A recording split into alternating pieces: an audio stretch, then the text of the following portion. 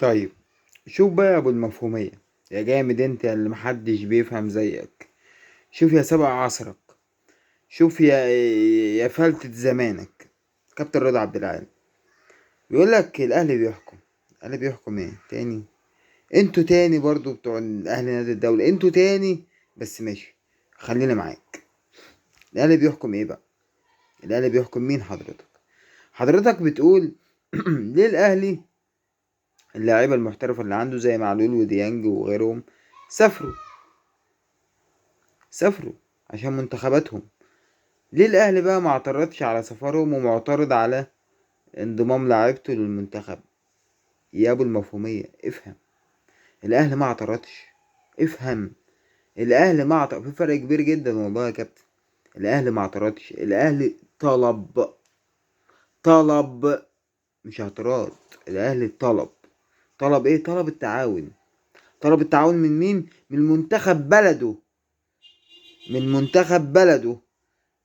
طلب التعاون من منتخب بلده علشان خاطر مصلحة الأهلي اللي هي في الأول وفي الآخر مصلحة مصر، لأن هو هيمثل مصر في السوبر الأفريقي. افهم. اللاعب هو حق أصيل للمنتخب. دي أجندة دولية، الأهلي ولا أي نادي يقدر يعترض عليها. حلو، قشطة، تمام، جميل جدا، جميل جدا.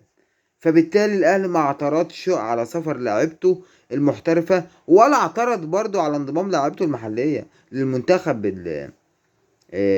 منتخب مصر. ما اعترضش برضو. الاهلي طلب من اتحاد الكرة او من المنتخب او من المسؤولين ان هم يسمحوا للاعيبة الاهلي عدم الانضمام للمنتخب، وان هم يكونوا مع الفريق عشان خاطر يشاركوا في السوبر الافريقي. ليه؟ لان الاهلي هيمثل مصر في البطولة دي. فاهم حاجة انت بقى بالمفهومية؟ ما هو بص يا كابتن، ما هو مش اي هجوم والسلام. يعني مش اي حاجة، مش اي هيصة متركبش على اي سلام. فاهم؟ الحوار مش عداوة والسلام. يعني مش مجرد لانك انت بتكره الاهلي فبالتالي تطلع تقول اي كلام. الاهلي بيحكم، واللي ما اعترضش، مش الاهلي ما اعترضش اصلا، لا هنا ولا بره. ما اعترضش لا على ده ولا على ده. انت بس شكلك ايه؟ فاهم غلط. الموضوع واصل لك غلط.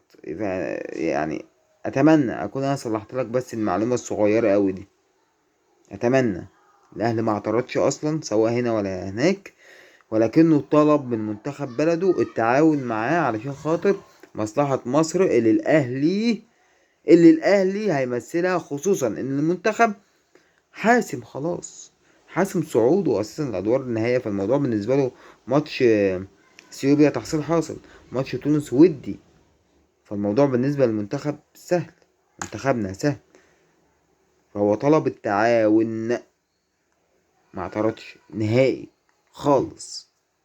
يا رب تكون فهمت. دي شيء